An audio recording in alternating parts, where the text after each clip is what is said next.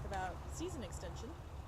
And first thing I noticed that I said a minute ago is that it's warm inside this high tunnel. High tunnel, yes. The first question I want to ask you is, why do you use season extension? Well, because it is warm. So we can grow things and harvest things year around. We do, well, you're probably going to ask me this, but you know, we make it warmer in the summertime, and in the wintertime it protects tender plants from the environment. Too much rain and the wind, both are very desiccating. So that's why we do high tunnels, yeah. And how long have you been using season extension? Well, a good 10 years, I think, yeah. Yeah, we just started growing vegetables 15, 16 years ago, so I'd say probably 10 years ago, yeah. Yeah. Where did you learn about season extension? Oh, well, techniques? Elliot Coleman, I suppose, got me started, because even in his first book, he talks about building movable greenhouses, and then of course the information has exploded from there on. When he proposed being able to harvest all winter, and our customers here in the Pacific Northwest, you know, we have people we wanted to keep employed, and so it was just really logical to extend the season so that we could keep people employed and keep CSA members around and keep our store open as well, because when you drop it in the wintertime, it just seems like a lot harder to get people back in the spring. Yeah. So one of my questions was, what does season extension do for your bottom line? Oh, well, we think it helps a lot. Yeah, because we can harvest and sell things all winter long. There are some things I really don't want to purchase from other people. Yeah. We can grow it better or do it better, and then so it gives us some income in the wintertime to hire people in the wintertime. Right. Yeah. Do you have local suppliers for the materials you need for? Pretty much so. The big house here we're getting out of Oregon, from OBC, and we have plans to put up a second one here shortly. All of the other parts that we use, we get from local hardware stores, or there's a nursery company in Sumner where we can get plastic and buy remay. So we can get it all local. So what are the different types of season extension that you use? Well, we use this big greenhouse. This was our first greenhouse, first structure that we built, and it's a major one. And this one's permanent? This one's permanent. It's buried in concrete, and it's 30 by 90, and it's a pretty standard greenhouse. And we would grow salad mix in the wintertime and tomatoes in the summertime. And then, so what was the question again? The types of greenhouse. Okay, yeah. And why? But that was why. And then we went to low tunnels, and we followed instructions. I'm not sure where we got instructions first, but it actually had a piece of wood along the side that we would fasten it to. But we had some really pretty bad wind storms, yeah. And the whole thing blew up, and it looked like beach whales out here, and I mean, it was unreal. So I even went back to the East Coast on a couple of farmer-to-farmer workshops and talked to people who had been using them back there. So I got the low tunnel. Well, it's still a high tunnel, but it's much smaller than this one, because it's just barely clears my head, and it's only about 12 feet to 14 feet wide. It's movable. And we can take it apart and move it. Yeah. So what materials do you use in the low tunnel or in the high tunnel versus this greenhouse? We use plastic PVC pipe, and ropes, duct tape, and a few posts, and plastic. Okay. So it's much simpler, and to put up, a couple of people should be able to put it up in 6 hours or so. So this one has steel pipes. Yeah, and we can put that one up for $500 or less, I think, too. So, depending on the price of the plastic, which tends to go up and down. What's the size of that? Well, that one's, we make them 12 by 96 probably. Plastic usually comes in 100-foot lengths, so that's what we use. And we have to extend it past on either end, so that uses up 10 feet or so there. Okay. Yeah, yeah. Well, we put, in the summertime we don't worry about doors. In the wintertime you have to worry about sealing it up all the way, because otherwise wind gets under it. Most of our wind problems are probably in the fall and then in the late winter as the seasons are changing, and that's when you see the wind problems, but most of the rest of the time we're okay. Yeah. Yeah. Okay, you were describing to me the different types of season extension designs that you use. You use the greenhouse and the high tunnel and row cover?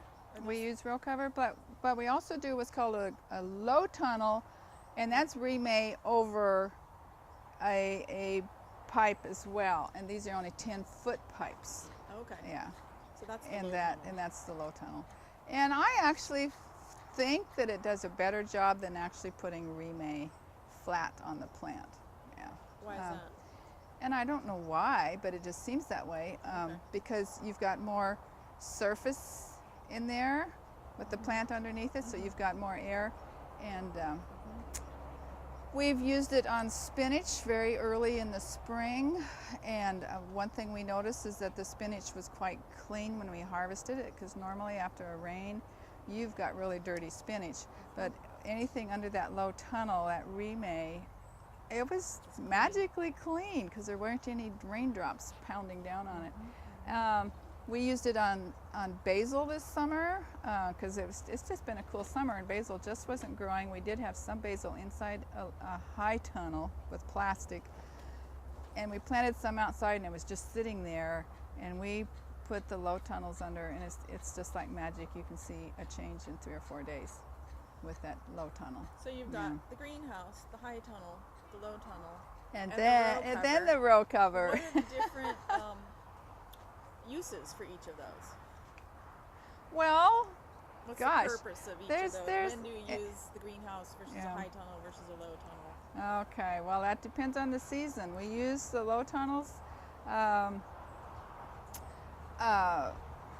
Well, the low tunnel we use in early spring over early spring crops, because like I said, we use it on spinach, but we can also cover salad mix with it.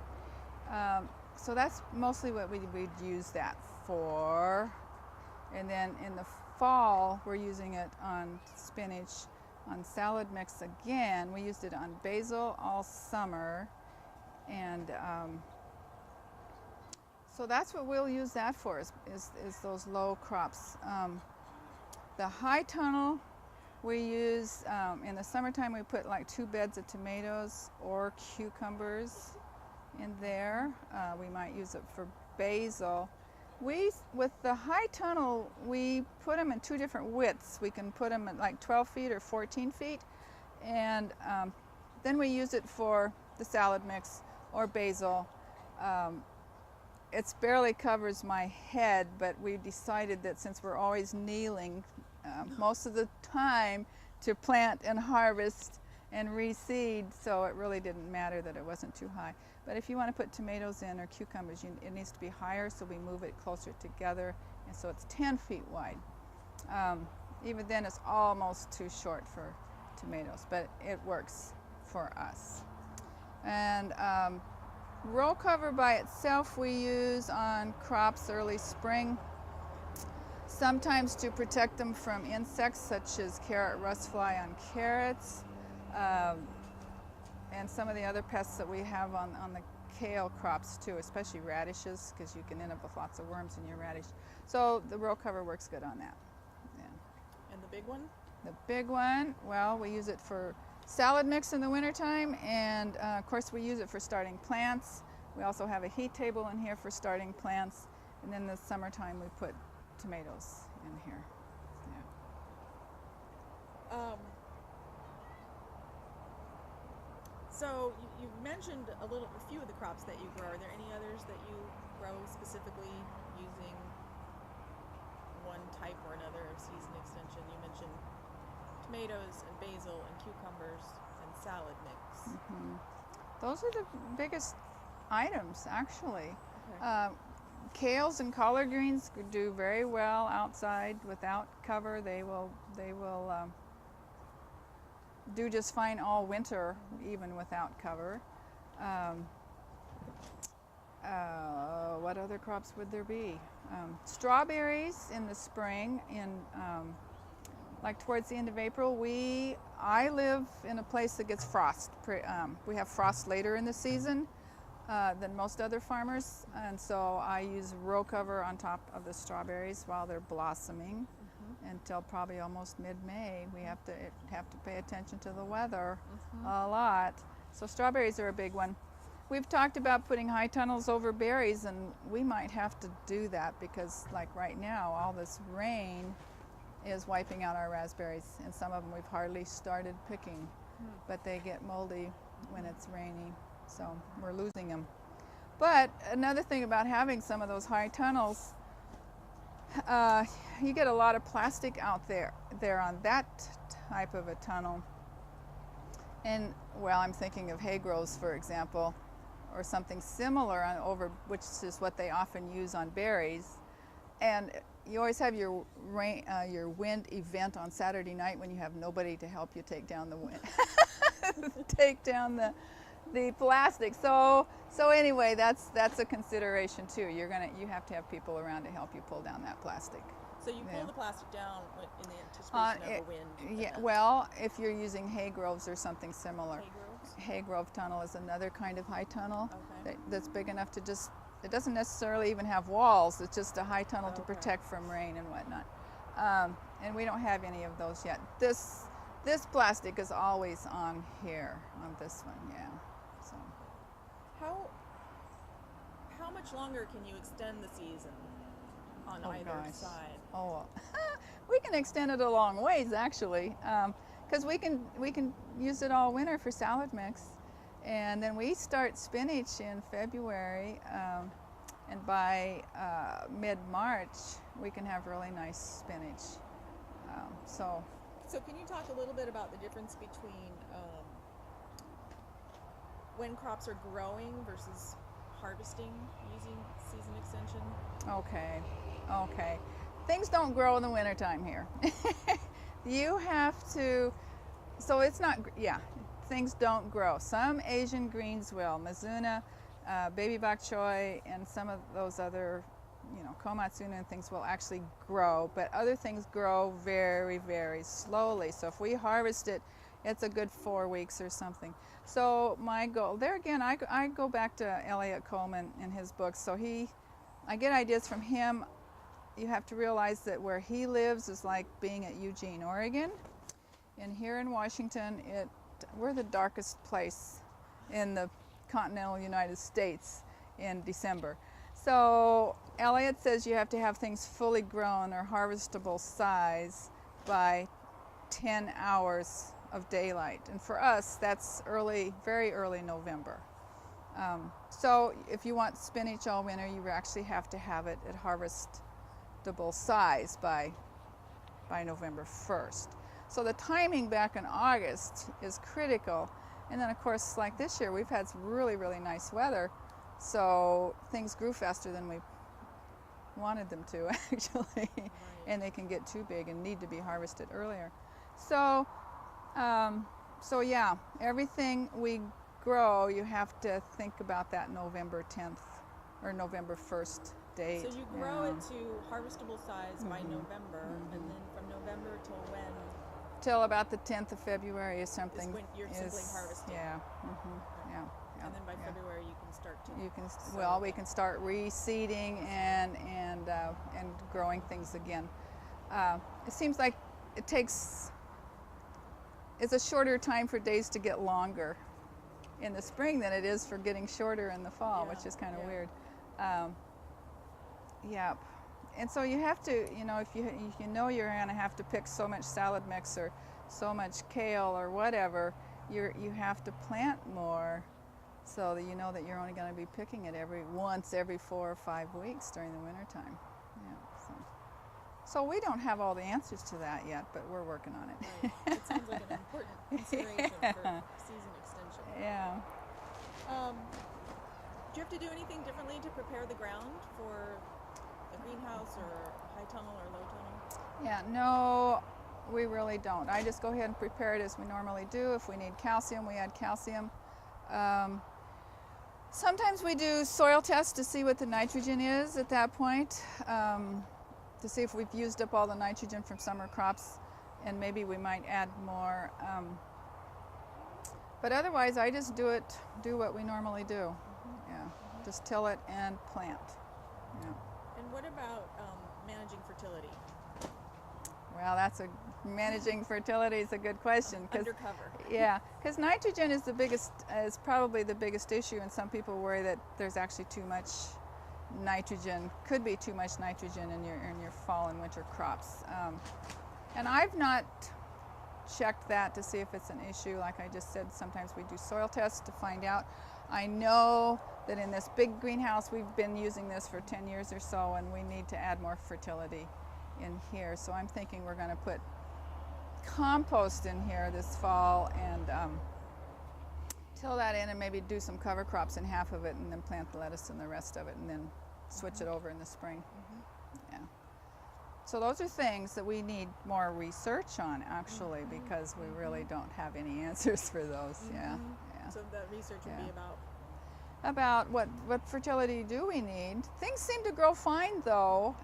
We have really sandy soil here, for one thing, so we can keep growing all winter. That's another whole issue, is the fact how wet your soil is, and some farmers can't do any winter cropping because of their high water tables and that sort of thing. But we have very sandy soil, so that has benefited us in a big way. I mean, I just go a half mile and find farms underwater, so they can't do this, but we can.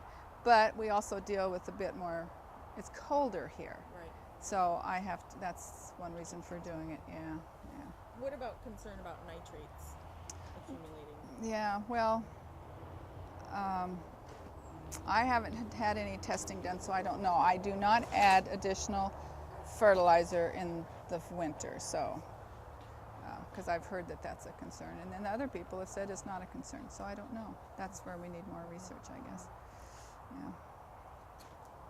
What about pests? Pest management, weeds, insects, disease?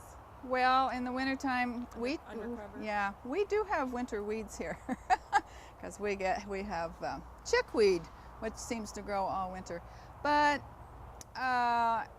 that's actually not a problem till early spring, it seems to me, usually, when things start growing again. Pests are more likely to be moles and mice. Yeah, that's one of the advantages in the wintertime, is you do not have the bug pests that you do in the summertime. However, you're more likely to have mold and that sort of the funguses that grow well in our damp, cool climate. So one of the things that we have learned, because Elliot Coleman, again, we've used his ideas to get started, and he plants his things really close together. Well, he lives in a dry climate, and we've decided that we need to plant things further apart. We need to put our rows further apart and plant the plants a little bit further apart. And you learned that by trial and error, yes, yeah. So that's what we do. How about irrigation? Do you have? We don't irrigate in the wintertime. Even undercover? Even undercover. Sometimes early spring, if things are really growing, we get a lot more sunshine, because early spring, you get to late February or March, and if we have lots of sunshine, and things really start growing, you may have to irrigate. But sometimes, especially with the low tunnels, you can just pull the top off and let the rainwater do its thing. We're not set up to do drip irrigation all around the farm. I can use drip in here, but we've hardly ever had to do that.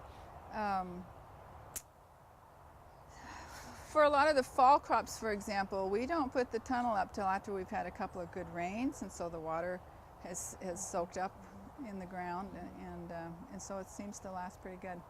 But I think sometimes things will, sometimes we've actually had to go out with just buckets and just water. Yeah. So inside this permanent structure, you would use drip. I have water here, Yeah. but way out in the field, I don't have a way to do that without doing it by hand. Yeah, yeah. We do desperate things sometimes, like hauling water. Right. Yeah, yeah. Another question I have is about how do you decide where to put, say, a low tunnel or a high tunnel or even bigger permanent structure like this? Well, Where to put it and how do you orient it? well, I consider wind, and that's because last fall we had some things blow away. We were out here at 11 o'clock at night tying things down so they wouldn't blow away. So I have tried to choose places where we get some wind protection from maybe the raspberry plants, for example, because we grow lots of raspberries. So this winter, this fall, we are planting all the things. We plan to put a hoop house over next to those raspberry plants. And then low tunnels close to that. We're running them north and south because that's the way our fields are set up. I would probably like to do it east to west because they say you get more sunshine. What little sun we get in the wintertime, that it's more useful, but it just doesn't work. So we've been doing north and south. Yeah. So things still seem to grow. And think about the big structures on the south side of your property too, because we've got really tall trees, and there's no point in planting too close to those because it'll shade everything out. Yeah.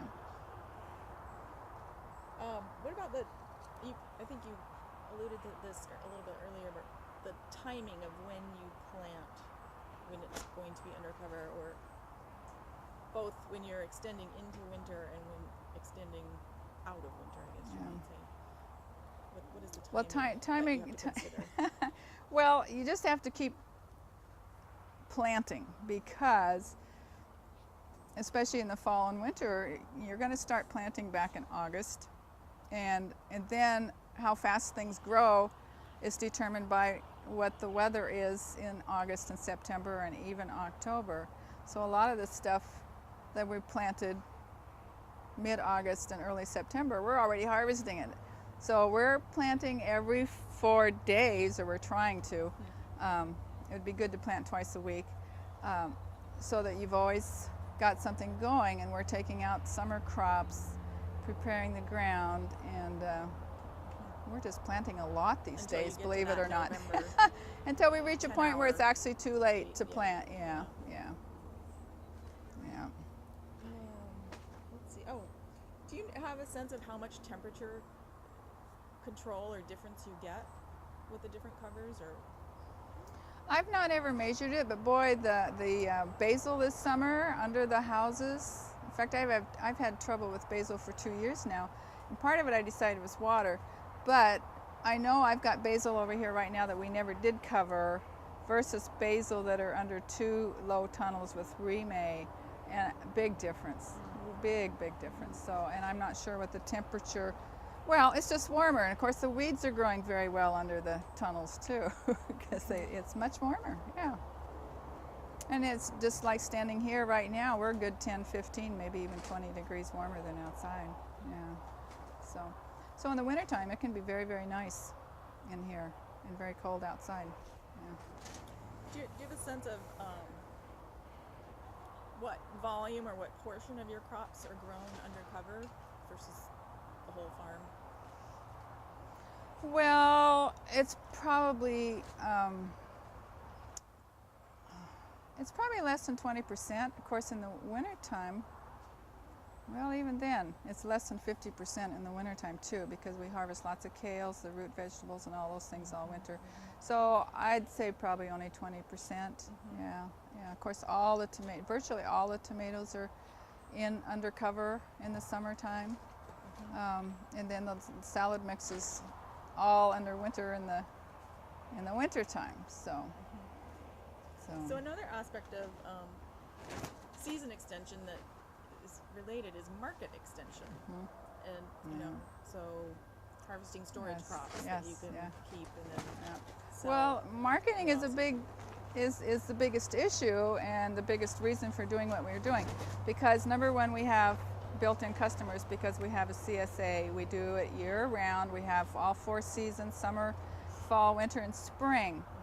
And I suppose we started doing that because we had chickens which lay eggs all winter, so we needed to keep our customers. I wanted to keep several people employed all winter, and so all these things, we had a market. So that was one of the reasons we continued to do this. Because if you didn't have a market, didn't have a place to sell it, you're doing a lot of work for nothing. So you've got to know what your markets are to begin with. You have to start with your markets, yeah. Before you even start doing this, yeah. There was one other use of the covers that you didn't mention, but you did just now, though. Chickens, and that's sort of yeah. That is a season extension of sorts. Well, it is, because they need to be protected, especially, well, they need to be protected from rain all year round. They can be out, they love being outdoors in the summertime, but boy, if it's raining, you need to have cover. So we've actually built hoop houses for them. They're not covered with plastic, they're covered with something else because it should be fairly dark inside. And they don't like it hot either, so you've got to use something to keep it dark. And in the wintertime, we actually will bring them into a larger hoop house close to the house, and so that they're more easy to care for, and it gives them a lot more space on rainy days, because they're not like ducks. They don't like being wet. Right, and then that's part of your crop rotation system? Yes, that's true. We, in the summertime, we move our hens around the farm, and especially on places where we've just taken out something like berries or something, we'll put them there during the summer, and then move them and till that up and put a cover crop there, and then use it for planting next spring. And same thing, so they've wintered in a hoop house. Come spring, you move them. We can move them back out on pasture, and actually about all you could put in there then after chickens have been in a hoop house are probably tomatoes or cucumbers that you can trellis so that they're up. You could grow corn in there for get really early corn, but I think the tomatoes are probably more important than corn, yeah. So what are some of the benefits and drawbacks of using cover for season extension? Well, drawbacks, well, would be the wind, constant surveillance, yeah. So you've got to have somebody here monitoring it, you know. So we try to have, we have somebody living on the farm so that one or the other of us is usually here in case of wind. Like I said earlier, choosing what type of structure you're going to use. Some of the high tunnels, like the Haygrove Tunnel, if the wind is blowing, you've got to have somebody there to be able to pull it down. So if everybody's away from the farm, you're in trouble. If you live in a place where there's lots of snow, then you're going to have, you probably want a peaked roof. I know our high tunnels that are round, if we get lots of snow, either you got to be there to keep clearing the snow off, or they will actually collapse. And that has happened a couple of times, but they popped right back up, and so things weren't too badly damaged.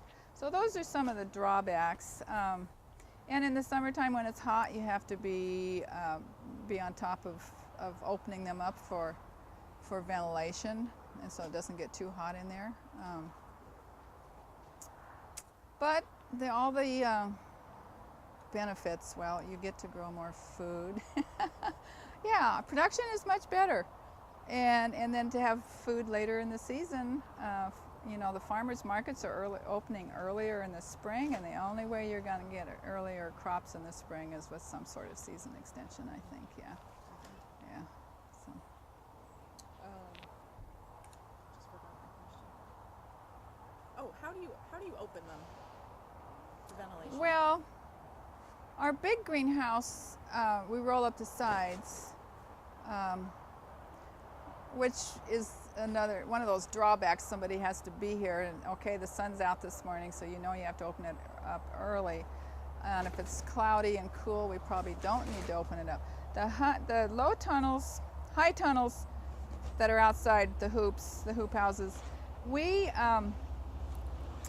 I have found that if you open up the corner that faces the wind, because we know which direction our wind comes from, and then open up the opposite corner, then we get ventilation through there. During the summer when it's really hot, you can roll up the whole thing, even drop the plastic sometimes, all the way over to one side. And in the wintertime, it is more of a challenge because we actually, to close them up in the wintertime, we actually dig a trench along each side and bury the plastic to help us hold them down so they won't blow away in the wind. But we've left that one corner open and the opposite corner open so we can open them up during the day. Because even in the wintertime, you need ventilation or you're going to have lots of mold in there. Too much moisture. Right. Yeah. So for mold issues, the strategies are ventilation and plant spacing. Yes. Yes. Yeah. And is the plastic that you use, say, on a big permanent structure the same thickness as what you would use on a high tunnel or a low tunnel? Oh, well, it probably is. We've chosen to use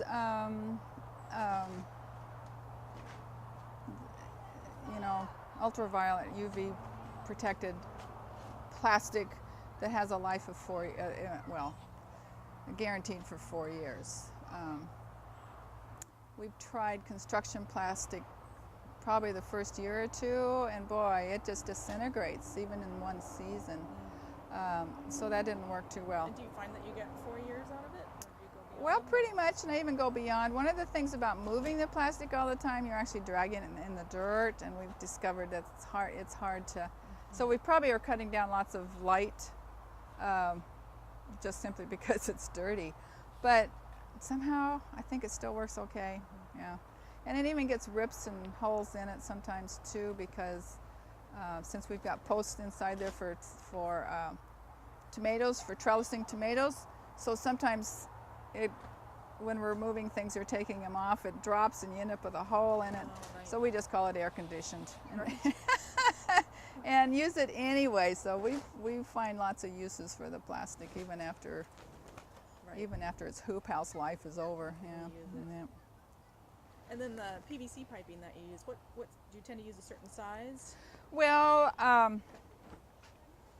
with the low tunnels, you want a 1/2 inch, 10 feet. Dick tried getting a 3/4 once, and we went out there and started using it. I said, something's wrong here. This is too stiff. So I went back in to look at the book, Elliot Coleman's book again, and it was 1/2 inch, and that makes a big difference there. And I think on the Schedule 40 is what they call it on the high tunnel PVC. Yeah, and those are 20 feet long. So. And does that? And I've used them for a long time, and for many years, in fact. And they have not.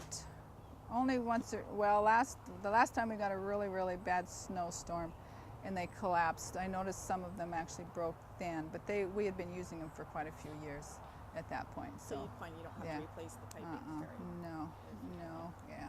And so, it does concern me that we're using PVC pipe, but gosh. And you can use metal, and you can buy metal benders and the whole works and go that route if you want to, but we've chosen to do the PVC.